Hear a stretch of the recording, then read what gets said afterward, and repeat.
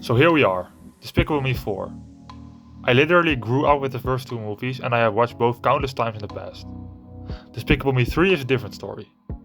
I think I have seen it once in the cinema and I don't remember anything about it other than the fact that we meet Gru's brother. For me, that movie basically does not exist. I went into Despicable Me 4 with some hope, but not too much. Did I expect to feel some nostalgia? Definitely.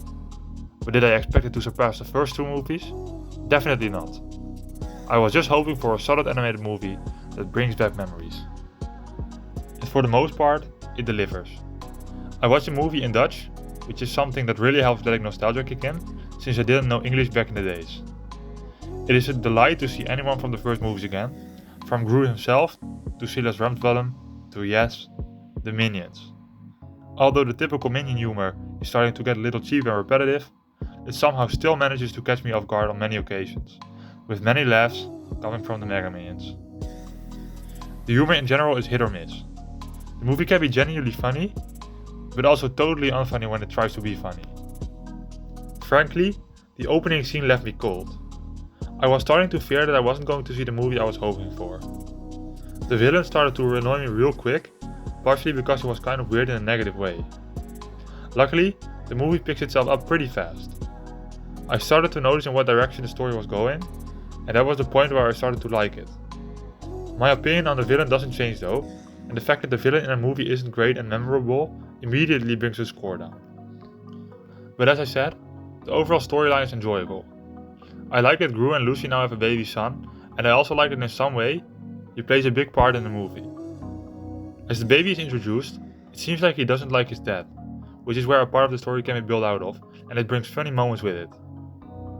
The 5 Mega Minions are a good boost for the quality of the typical Minion humor, and I love how it's so dumb but it still works. The best thing is that it is not a dumb sequel.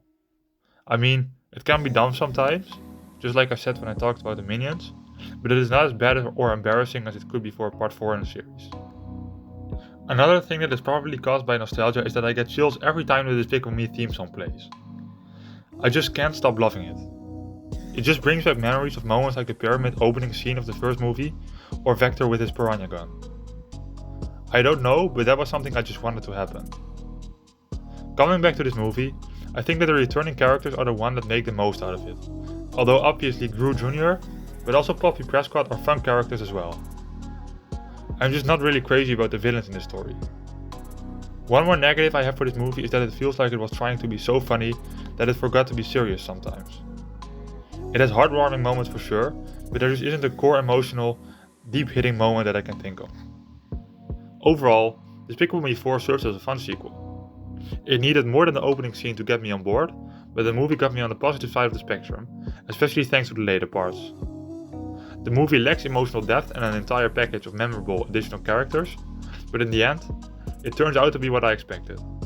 A movie not as good as part 1 and part 2, but still a serviceable animated family film. So that's it for my review of Despicable Me 4. Thanks for watching and I see you in the next one. Did anyone catch that Spider-Man 2 reference though?